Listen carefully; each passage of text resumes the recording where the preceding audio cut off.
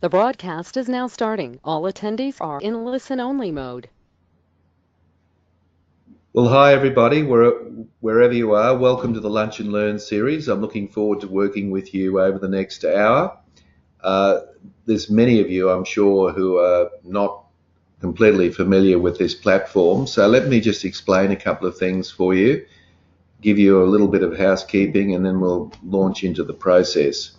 You'll notice on the bar on the right-hand side, there's a box there that says question box. Could I just ask you to click that and type in the word clear? So by typing in the word clear, I'll know whether or not I'm coming across loud and clear, because otherwise, thanks Georgia. Okay, thanks Tanya, and welcome. Thanks Dominic, thanks Angela. Okay, thanks John. Thanks James. Thanks Marsha. Thanks Bill. All right, brilliant. It sounds like I'm coming across loud and clear. Now, the other purpose of that question box is that if you've got any questions at all, any sort of comments, observations, whatever you like, that's the place to type them in. Now, you can understand this. If I unmuted everybody, we'd have a lot of background distractions. So the only way that we can really interact in the Lunch and Learn is by you typing in a comment or a question when you come up with it.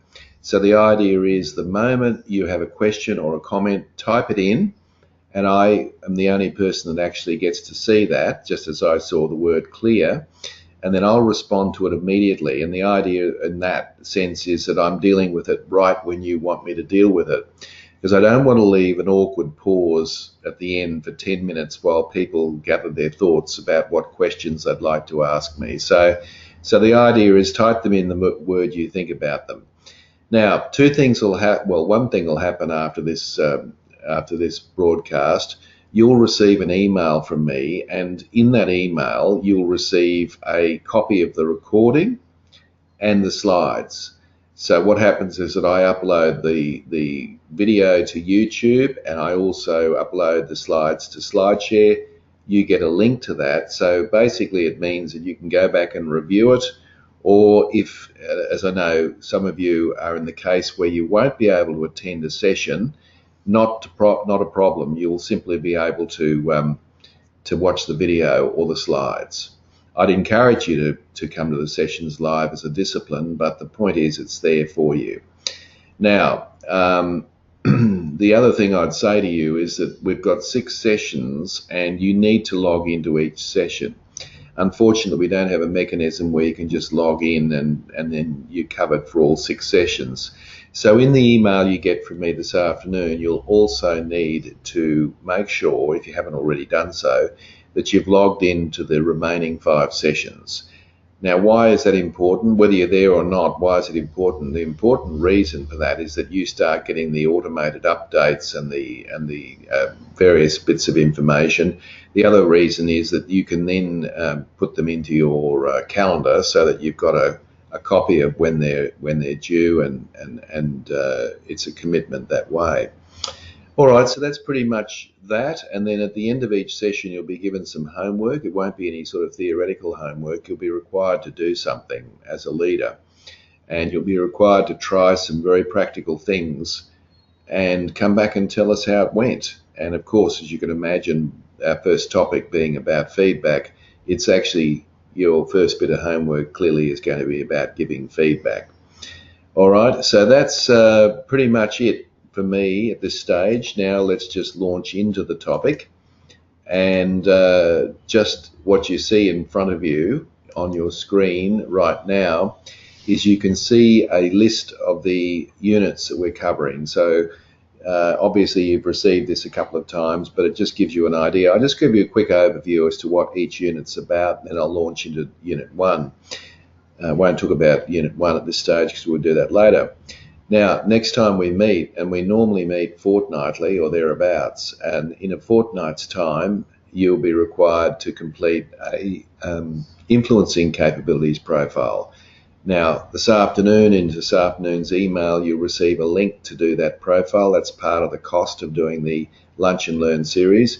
It'll produce for you about a 15-page report, which I think you'll find very interesting. So what we will do in Unit 2, we'll be doing a debrief on that diagnostic, which I think you'll find very interesting. It's obviously about influence and your ability to persuade and influence other people. And so I'd encourage you to do that as quickly as possible. With the link, you're required to send me a verification. I send you back an email. There's a bit of a process involved, and then you just launch in. And once you've completed the survey, you can get a copy of it immediately. You don't have to wait for anything. It'll just be there in your inbox, which is good news for you. In session 3, we'll look at optimizing team performance, and ultimately most of you would be leading teams, whether they be small or large. And the idea is your job is to get the very best from the people that you lead, which is not a simple task. So I'm going to give you some very practical tools to be able to do that. In session 4 or unit 4, we'll look at getting the best out of people. So we'll look at the ways that you can get that little extra discretionary effort from people, what sort of things will work, what won't work, and this will be based on my years of experience and research, and I'm going to share all that with you in a very practical format. In Unit 5, there'll be another diagnostic to complete, which is the diagnostic on understanding people and their personalities. The difference here is this will be a paper version, and again, you'll get that at the end of the session. And the idea is that the session, Unit 5, will be a debrief on that personality profile, because obviously understanding people and their personalities is critical to success in anything, let alone being a leader. And the final unit is facilitating effective meetings. And the reason I've included that in this series is that if you're not doing it now, you will ultimately be running meetings. You'll be facilitating meetings. You probably do facilitate meetings now, but you certainly will in the future, wherever you are in your career. And I think that most people are very bad at running meetings. And I think, our whole life is a meeting, isn't it? You've got this, and then something else will happen this afternoon, and then it goes on and on and on. So the very least we can do is to be good at running those meetings and make sure that they're effective. And I've got a few tips and hints that I will share with you on that. So that's the Lunch and Learn series, folks. I hope that tickles your fancy, and I'm looking forward to working with you. Happy New Year to everybody. I hope 2019 is a great year for you. Feel free to type in any questions you've got as we go through, and just be as interactive and throw yourself into it, and do your homework, of course, which is really important. All right, let's launch on. Now, here's a statement that I think really is the crux of what we're trying to do in this first session. And it's a straightforward statement from John Allen, and he makes the point that if annual reviews are the only time when feedback is given, then that's a problem. But it's certainly better than nothing. Now, what he's getting at there is that a lot of times, a lot of people do not get feedback at the time. And what managers and leaders often do is they save up their feedback and they wait for the big performance review, which happens, of course, once or twice a year. And that's not good enough, because when you give feedback to people 3, 4, 5 months after an event, whether it's positive or negative feedback, it loses its impact. And the reason it loses its impact is that people think to themselves, well, if it was so good or so bad, depending on what it was, you would have told me about this 3 months ago. They mightn't say it, but they'd be thinking it. So, for example, if you're sitting down in a performance review and you said to someone, look, I just wanted to mention that presentation you gave to the team 3 months ago was brilliant. I really liked it, and I didn't get a chance to tell you. The recipient of that feedback is thinking to themselves, well, if it was that good, you would have found the time and you would have found the opportunity to have told me that earlier. In other words, it loses its impact. So the important thing is that we don't just use reviews as an opportunity to give feedback. That, of course, is one. opportunity, but at the end of the day, it should be moment by moment, situation by situation, day by day, person by person, and it goes on and on and on. It should be part of what you do as a leader. And that's essentially what we're going to be covering in this session. Here are some sobering statistics for you on your screen that you'll see, and some of these things are quite sobering, as I'm sure you would agree. So let's have a look at this. 60% of employees don't understand their organisational goals. Now, this comes from some reputable research. 60%, so 6 out of 10 people actually don't know what the strategic direction of the organisation is, which basically means that only four do, a minority. 87% of employees aren't engaged in their work, pretty serious.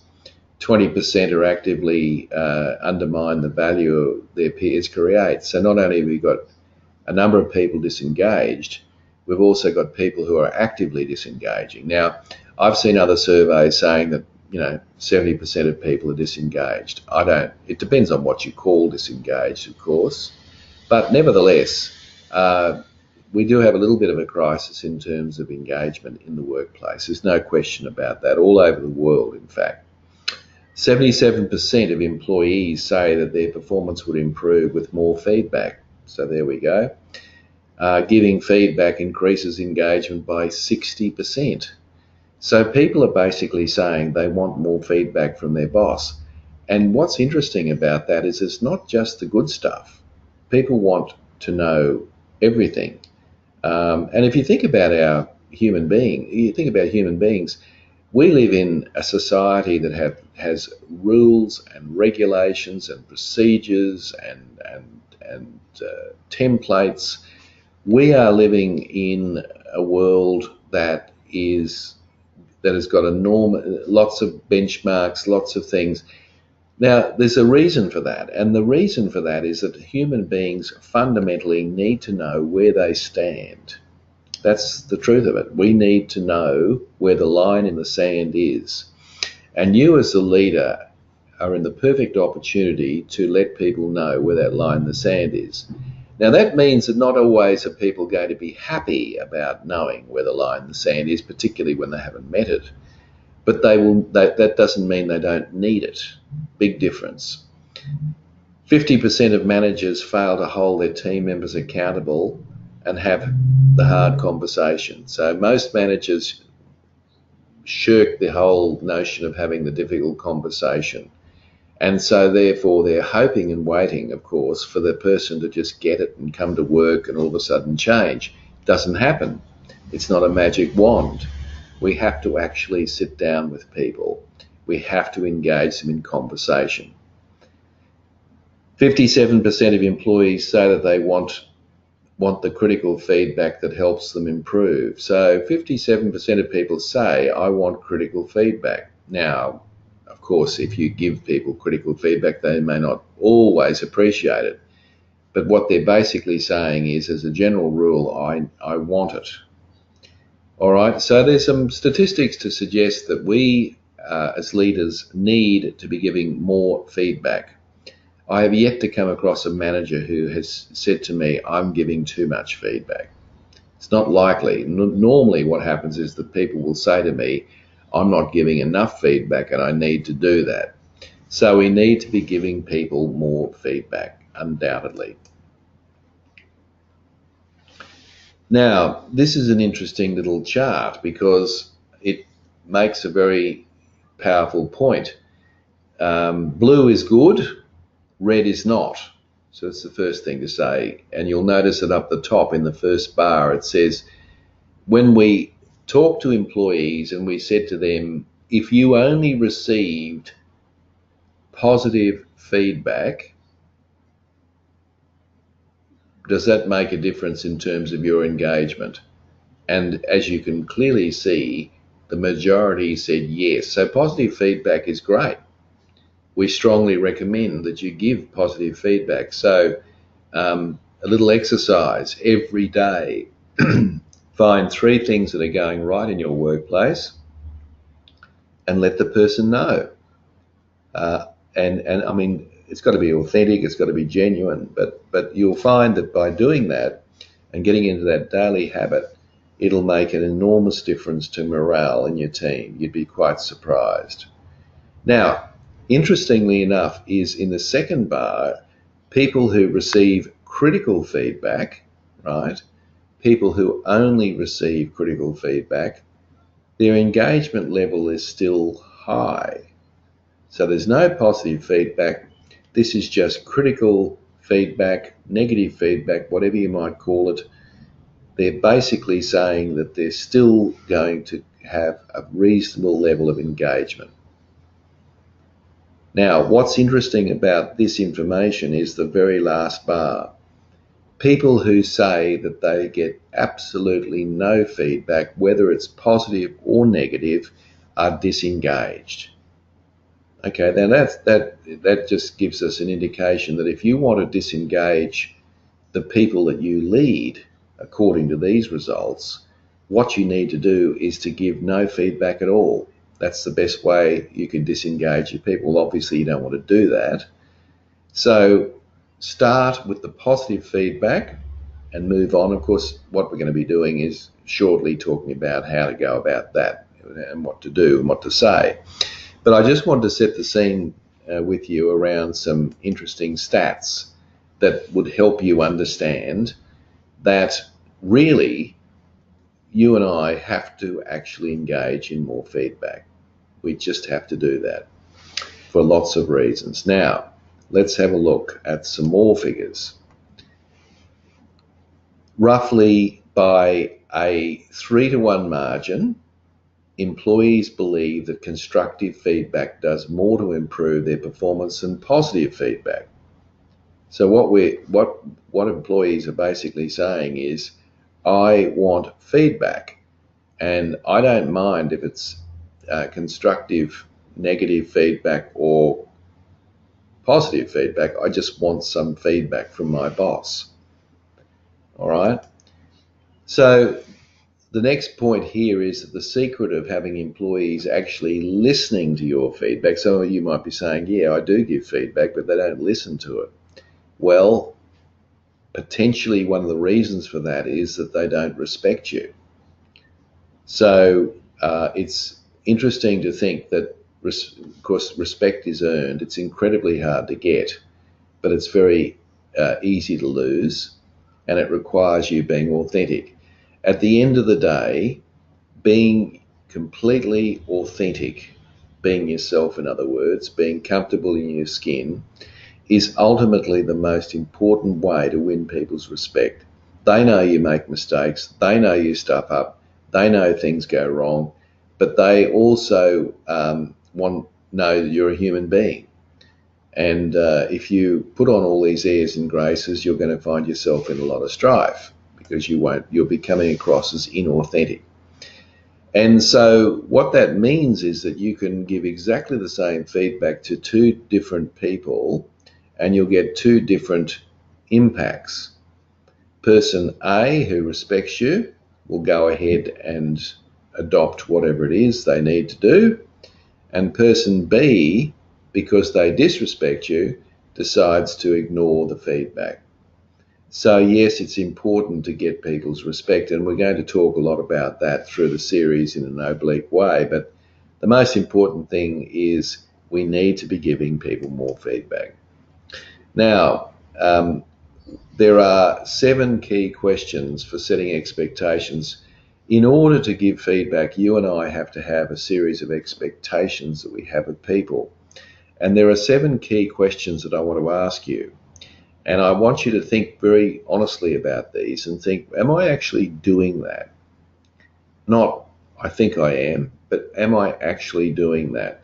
So the most fundamental question that we should ask is, what are my expectations as a leader? Are you absolutely crystal clear about what your expectations are of the people you lead? Absolutely crystal clear. I don't mean they know it. I'm talking about you knowing it.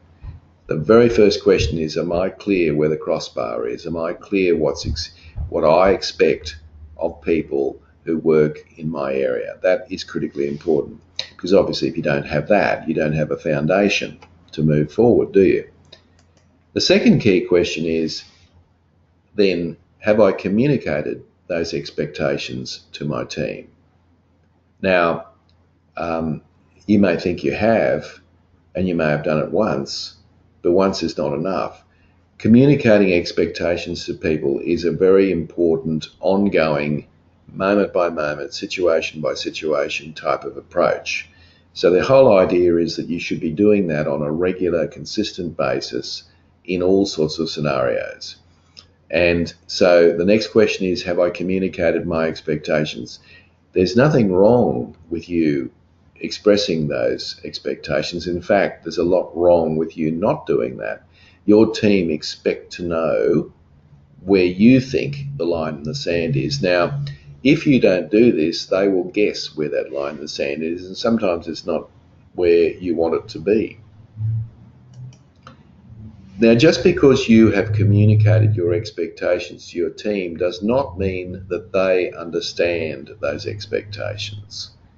So yes, I've communicated it, but do they understand what those expectations are? Do they understand what they mean? And people often will not say to you, look, I don't understand what your expectation is. I don't, they don't say that. They just walk off and try and either guess what it is or whatever. So it's very important that people understand. So you need to be very clear about what your expectations are with people. Now let's assume that you've done that well. They need to then accept your expectations. So just because I understand your expectations doesn't necessarily mean that I accept them, right? They might think that those expectations are unreasonable. So somebody in a sales environment, for example, might be given a budget to meet, and that budget exceeds anything that they think is possible.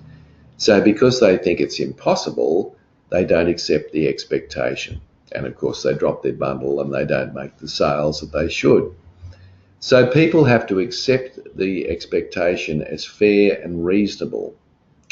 And that's important, because if they don't, then they're not likely to do what's the next key question, and that is, are your team members committed to meeting those expectations? If they understand it and they accept it, they may well be committed to it. But often people aren't committed to meeting expectations. And we as leaders can often be disappointed about that, because we find later on that people haven't met them, and because they're not committed to them. So one of the simplest ways of getting people to commit to an expectation is to ask them. Just say to them, can I get your commitment to meet this deadline? Can I get your commitment to attend that meeting? Can I get your commitment to work safely? Whatever it is, if you ask them that question, you're likely to get 3 responses. Nothing, a grunt, or a yes or a no. You won't get much else. So if you get nothing, of course, you can repeat it, because you want people's expectation. If you get a grunt, then you can probably be reasonably happy that they've at least made that commitment. Whether they do commit is another thing, but at least they've got themselves in that process. And of course, if they say yes, that's even better. And if they say no, then it's worth having a conversation around why they can't commit to that. Because you're better off having that conversation now than you would be when they haven't committed it, and then you're giving them some sort of performance review or some sort of performance conversation about why they haven't met it. Okay, number 6, do your team members know how they're performing against those expectations? So it's one thing understanding it, it's another thing accepting it, it's another thing being committed to it, but do they actually know how they're performing against that expectation? And of course, number 6 is around giving regular, timely, effective, objective feedback.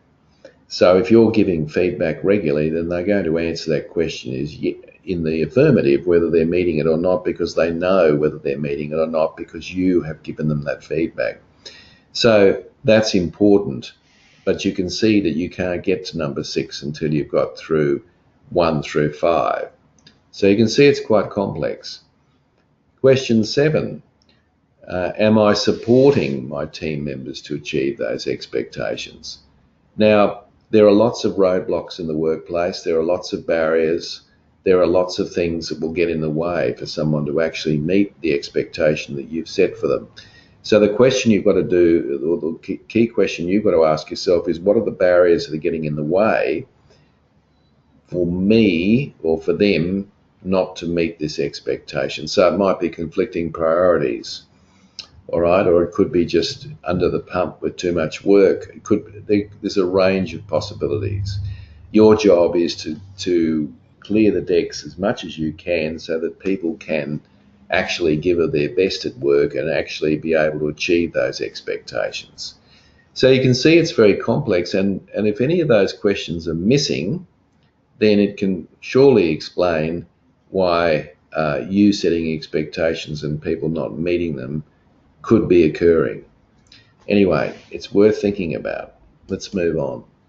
Now, what I want to do now is talk about a few key concepts around giving feedback that are critically important to make this successful. Now, one of the key concepts, and in fact I would probably suggest the most important concept, is timing. It is absolutely critical that you give the feedback as soon after the event or the behaviour or whatever it is that requires feedback, that you do it as quickly after as possible. And I've alluded to why that is earlier on. If you give feedback as soon after as possible, then you're sending a very strong signal to the other person that this is important. So important is it that I'm willing to down tools and talk to you about it right now. All right. So whether it's positive feedback or negative feedback, the quicker you give that feedback, the more likely it is to sink in, is essentially what it means. Now, I know we're all busy. We've all got a million things on our plate, and it's not always easy for you to be able to do this. But I would suggest to you that giving feedback ought to be a priority. So the idea is to find the time, find the opportunity to do that. Of course, feedback doesn't have to go on for hours. It could be just it could be literally less than a minute, and probably is in a lot of cases. So it's not an onerous task to find the time to give that feedback as soon after the event or the behaviour as possible. So that's one key element. Another key element is that the feedback, when it's given, needs to be specific. All right. And this is a problem that a lot of us do, is that we tend to give feedback that's not specific. So in other words, it's too general or it's personal, which is even worse. So make sure that you give feedback that's very specific to the behaviour you're either trying to change or reinforce. Now let me give you some examples around this, because I think it could be quite helpful when you can see some instances and examples. All right, so here is a bit of feedback. Just have a look at this. Imagine if I said this to you, this is your feedback. In fact, I've done it in a timely way, so that's good news, but I've actually said this. Overall, good job on the presentation at this morning's meeting, but it could have been better. There's my feedback. Now, what's wrong with that? Well, there's a couple of things wrong with it. One is, when you say overall good job on the presentation, what specifically did you mean? What were the things that were a good job? What did you do? What did you note that was important? And worse still, it says, but it could have been better. So I'm sitting there thinking, or you're sitting there thinking, how could it have been better? You know, what did I do or not do? You see, so the feedback's too vague. We don't know what's wrong with it. And just because you didn't like it, it doesn't mean that it was bad. How could it have been better? So all these questions are floating around in the recipient's head after you've given them this feedback. Here's a better approach. So if you said to the person something like this: great job on the presentation. I really liked how you used statistics to back up your key points. You see, now I'm being specific. The person now knows what I like about it. And then I've said one small comment. Maybe for next time would be to invite some more comments from the group and to get them more involved in the session. You see, there's no wriggle room there. It's very clear what I liked about it, and I've offered a constructive suggestion that the person can take on board or not, depending on who they are and so forth. So what I strongly recommend you do is, before you open your mouth, think, is this specific feedback or is it general? So for example, if you said to someone, you know, I'm sure you wouldn't do this, but if you said to someone, I'm sick of your rotten attitude, well, obviously that's not good feedback, because for a number of reasons. One is it's not specific. Two, it's highly personal. And three, it has no context. Now, if I said, on the other hand, I've noted in the last three team meetings that we've had, when Fred or Mary have made a comment, you've instantly shot down their idea. And I have a worry with that, because they may not feel comfortable coming forward with ideas if they know that you're going to shoot them down. So could I ask you just to hang back and listen to what they have to say first and foremost before you disagree?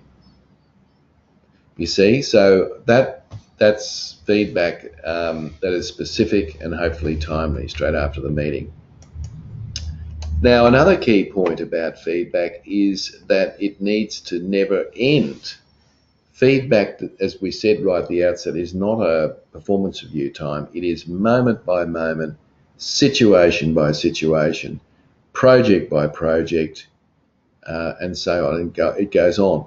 So you should be giving feedback every day in every way to everybody. So the whole idea is that you're there constantly as a source of feedback. Now, part of your homework out of today will be to go out and actually give feedback. In fact, 3 bits of feedback. And I want you to see how people react. You might be pleasantly surprised if you're not used to giving good feedback. Of course, if you are, then I'd suggest you keep going and fine-tune it and make it even more effective. Guys, have we got any questions at this point? Usually people are quite shy at the beginning of the Lunch and Learn series, wondering what's this bloke like to work with at the end of the camera, and you know, what's the rules of engagement here. But I'm keen for people to make comment and questions, so be bold and jump in, and be the first to throw your hat in the ring. All right. Now, another thing about feedback that I think is critically important for you all is to get to the idea that feedback is not you giving statements only. It's not about you evaluating them. Okay, this is important. This is about you asking questions. So I would suggest to you that leaders are in the business of asking questions, not answering questions. Okay? And what I mean by that is that the very first bit of feedback, or the first words that come out of your mouth often when someone's done a job, is actually to ask them how they think they went. So I might say to someone, how did you think you went on the job? And then I'm going to want to listen to what they've got to say about that. I want them to come back to me with something. And look, it doesn't matter whether I agree or disagree, but I'm just trying to engage them in the conversation before I give them my feedback. Okay, we've just got a question here, and I'll just get it up and have a look at it. And here we go. Does the feedback need to be with someone in your direct team or within the organisation, or can it be someone external? Thanks, Georgia, for the question. Look, frankly, I think I'm not quite sure what you're alluding to there, but look, the very first port of call is that your team needs you to be giving regular feedback to them, moment by moment and situation by situation. But there's nothing to stop you giving feedback to other people. In fact, I would even argue that you should be giving your boss feedback. I think you could be giving, um, your customers feedback. There is no one's off limits here. But I think at the end of the day, the first place to start is with your team. But yeah, I think that's true. And Bill's asking the question: constructive feedback can sometimes be misunderstood as bullying. Any tips in this regard? Great question, Bill. Yeah, look, it's a bit of a cop out when you give and this is what Bill's saying. When you give feedback, sometimes people say you're bullying me. Well, that's nonsense. Um, because you know that they need to hear that. It depends on how you're giving it, of course. But at the end of the day, um, I think that I suppose the key thing for you is not to get caught up in the idea that I'm not going to give feedback because I don't want to be accused of bullying, because I can assure you you'll be criticised for something else anyway, which probably will be less palatable.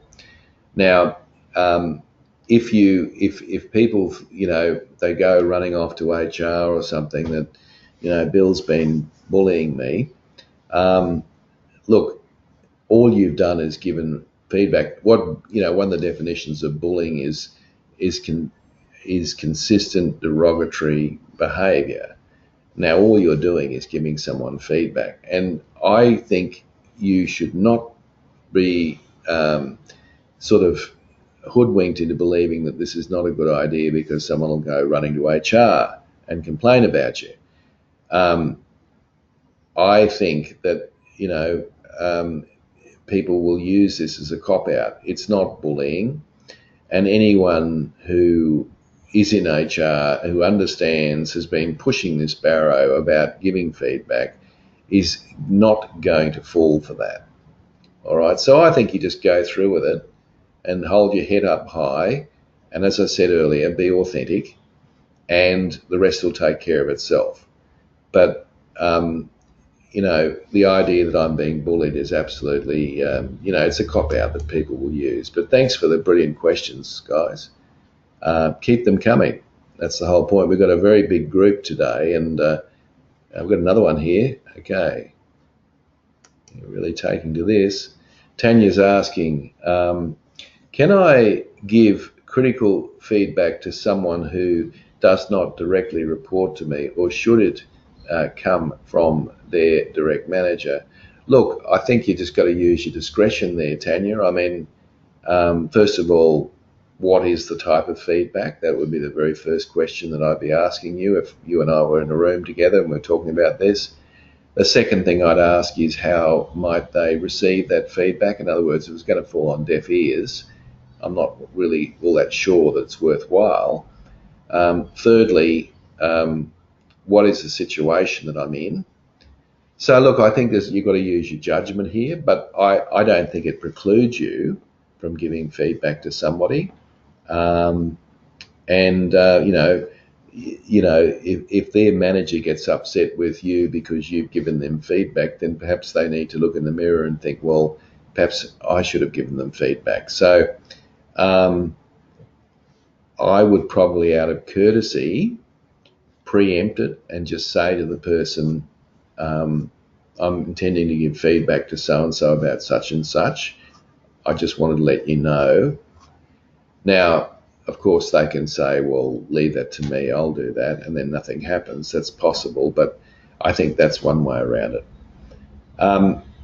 Tanya's asking, I'm a supervisor in a department and their behaviour is distracting my team. Okay, yeah, well, if I was in your position, Tanya, I'd go straight to their manager, and you probably have done that, and I'd be talking it through, and then I would be seeking their approval to give that feedback to them, and that's the way I'd go about it. But look, there's a lot of dynamics involved, but I think common sense would prevail there. Thanks, guys. That's exactly what we're on about. Thank you for that brilliant feedback, I guess you could say. All right, another thing that's very important is privacy. Now, a lot of people say to me, well, you hear it, don't you? You say, praise in public and criticize in private. I'm not convinced about that. I think there are a lot of people that are very shy about, praise in public. I'm not sure they really like it. I might like it, you might like it, doesn't mean everybody likes it. So I'd play it safe on that one, and I would probably be inclined to give the feedback privately. All right? So it's going to be just as effective, if not more. It's going to be no more effective by you doing it in front of everybody else. In fact, in some cases, it might embarrass the person. So just say it to them in private. That's enough. One-on-one, face-to-face, genuine, authentic, just do it that way. Don't wait for the morning tea tomorrow to make a big song and a dance about it, because some people really don't like that attention. They're not doing it for the feedback, the positive. They're doing it because they've got pride in the job or whatever it might be. So just give it to them in private. It's going to be just as effective because it's the same words and you're doing it personally, one-on-one to that person. And I think that's fair and reasonable. Keen to hear your comments about that, folks, because conventional wisdom suggests that we should be doing that in public, but I'm not sure everyone really likes being, likes that, really. In fact, I know people that are quite embarrassed about it and feel very uncomfortable. Why? I don't want someone to be embarrassed and uncomfortable about something positive I think they've done. So why don't I just do it one-on-one? It might actually be more courteous doing it that way. Now, what I would suggest here is that how you give feedback to people is that you use what we call critical incidents. Now, it sounds a little bit, I guess, military, but look, the point I'm trying to make about this is that when you're giving feedback to people, use an example or a behavior. Normally the feedback is because of something that's happened.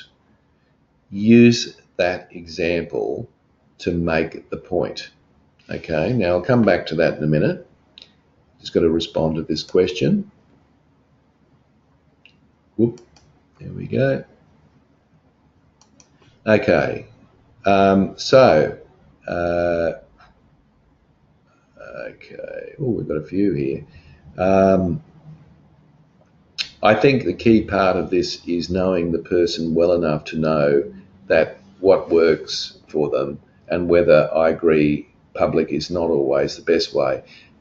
Nice, thoughtful comment, Dominic. Yeah, exactly. You know your people and you know what works and you know what doesn't work. So I'm happy with that. That sounds good to me. People know people well before yeah, okay. Regarding positive feedback, I'm inclined to email my immediate group and praise the individuals so everyone knows. But it's not to say morning tea where they may feel embarrassed.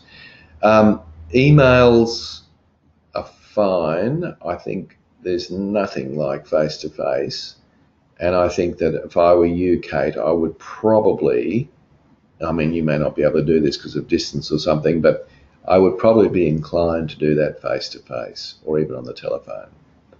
So more personal in terms of that feed, email. That's one of 300 emails that someone's got during the day. They probably won't even remember it at the end of the day, but they'll certainly remember it if you sit down with them and mention that you are happy with the work that they've done. Okay, so that's something that I think might be worthwhile and a good way to go with that. All right, I'm just looking for other questions here because you've really taken to this, guys, which is brilliant. Here we go. Georgia, I think you need to know the person well before doing that publicly. So I usually tackle one-on-one and check before going with public accolades. Brilliant. That's exactly right, Georgia. You know your people. One-on-one safe. You know where you stand with that. So well done. Okay, coming back to this critical incidents. So if you use these critical incidents, then it's anchored in reality. You're not making generalizations and observations that can't be backed up, because sometimes the person will say to you, can you give me an example?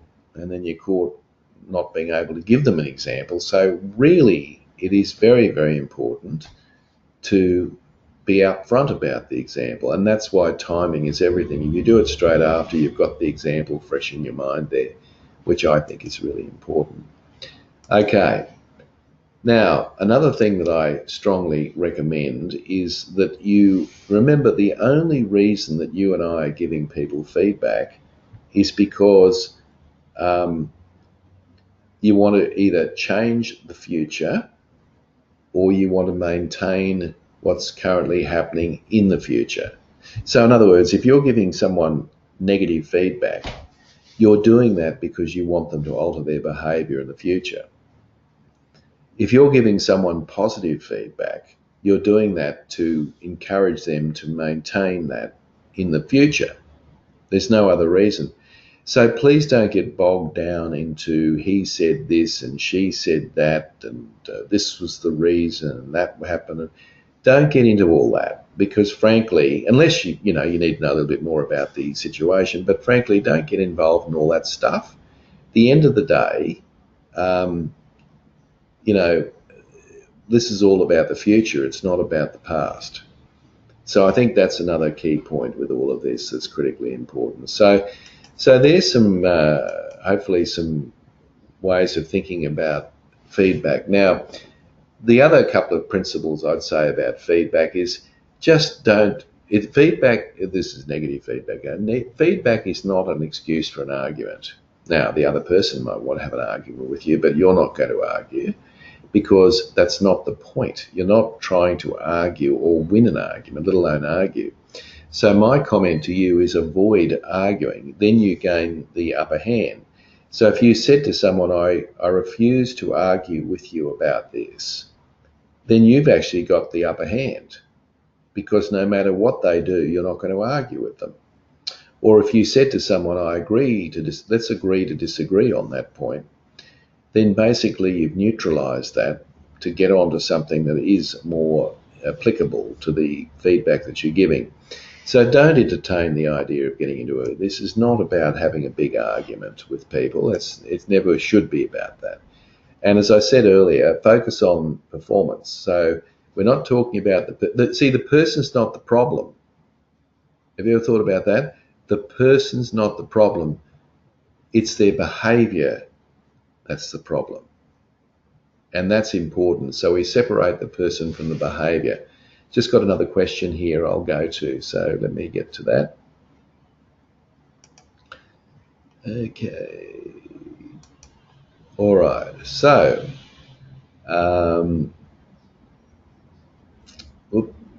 just scroll down a little bit. All right. Regarding positive feedback, I'm inclined to, sorry, I got that one. Would having a third person present diffuse a confrontation? Actually, it could make it worse, Bill, because if I was in a room with 3 people or 2 people, I may well be feeling quite cornered, depending on who the third person is, of course. I don't think that helps necessarily. I think, look, if it got to the stage where it's a very serious performance issue, then perhaps that might be the case, but I'm hoping it doesn't get to that.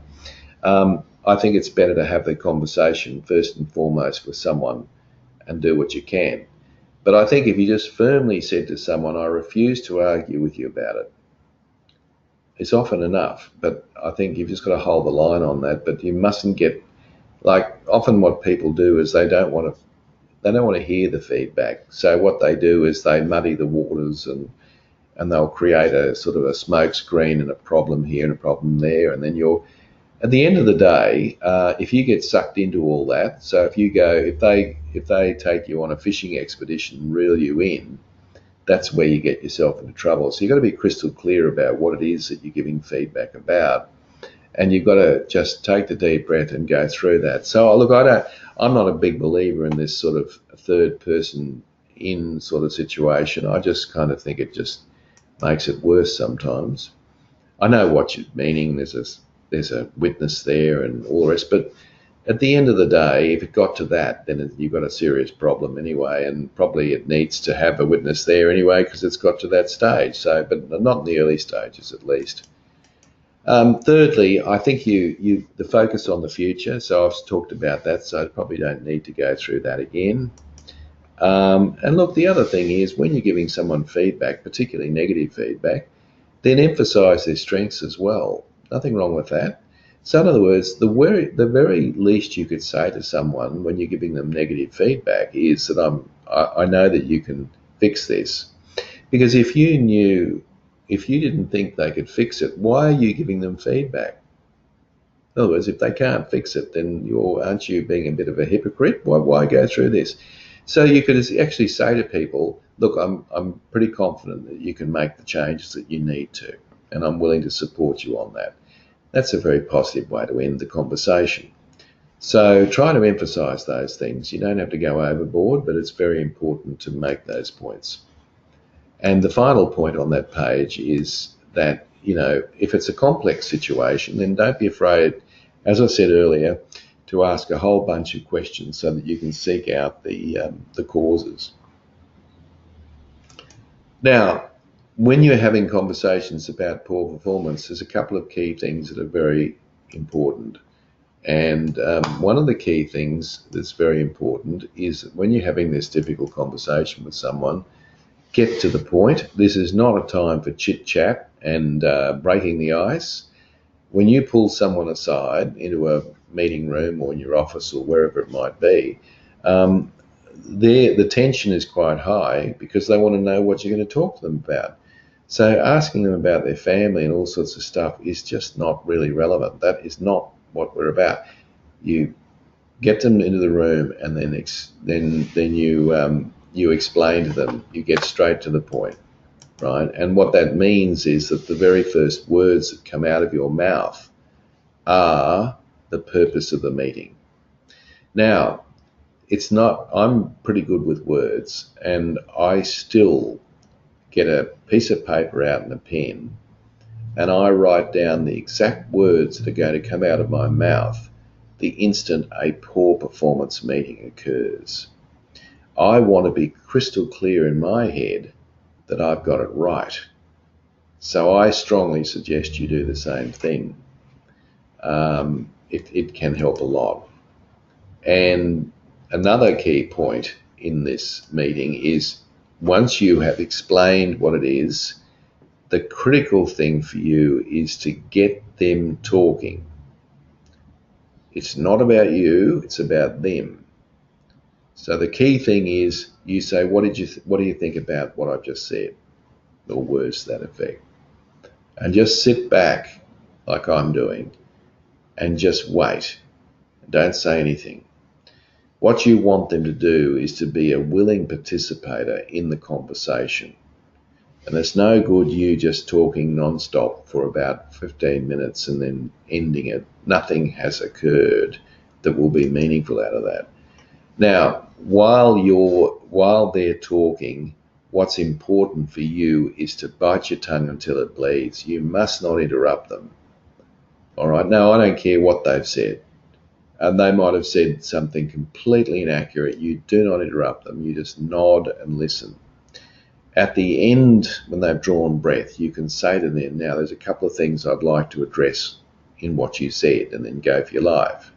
Because if you interrupted them, you've lost complete moral authority. Because if you start speaking then, and they interrupt you, you can't say to them, look, I just gave you an opportunity without interrupting you, so could you give me the same courtesy?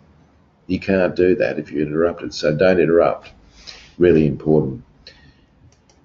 All right, so guys, that's pretty much. Any other last questions before we finish up? I'm happy for one or two others while we've got time, but I wanted to share with you while you might be thinking about that.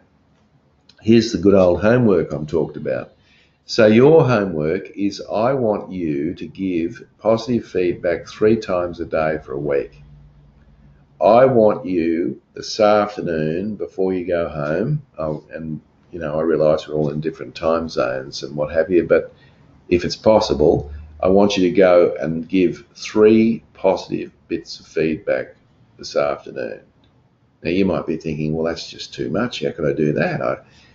Well, what you've got to do is concentrate on it and focus on it and look for those opportunities, look for the things that are going right and give the feedback. Now, if you do that, and then I just want you to do that on Monday, Tuesday, Wednesday, Thursday, Friday.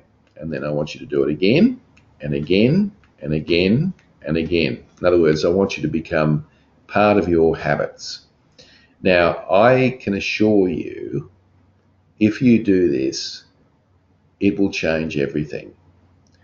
You'll be apt. Now, you've got to be genuine about it. Hopefully you've got the respect of your team and all that kind of stuff, and of course there's always things to be giving positive feedback about. So are you willing to give that a crack? I hope so, because it's a very simple thing and it's something that you and I should be doing anyway.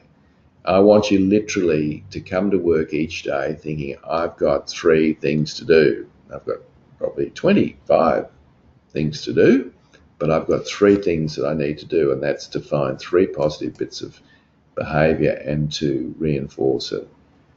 Okay, thanks, Bill. That's lovely feedback. Bill says, great presentation, informative and thought-provoking, positive feedback number 1. Yeah, well done, Bill. Thank you. You got 2 more to do, mate. Yeah, thank you.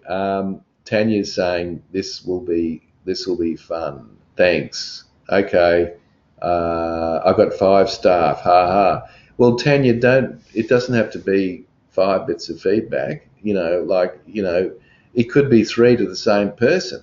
I mean, obviously you've got your standards, so you set them up and go for it. All right. So give it a crack.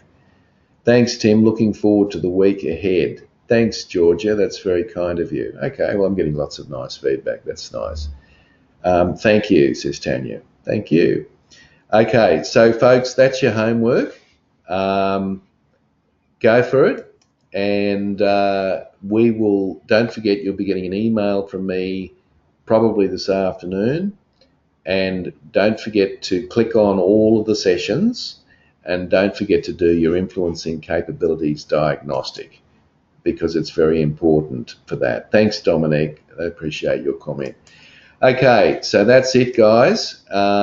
Wish you well, and have a great weekend. Have a fantastic weekend, but don't forget, give your feedback this afternoon. Thank you, and goodbye.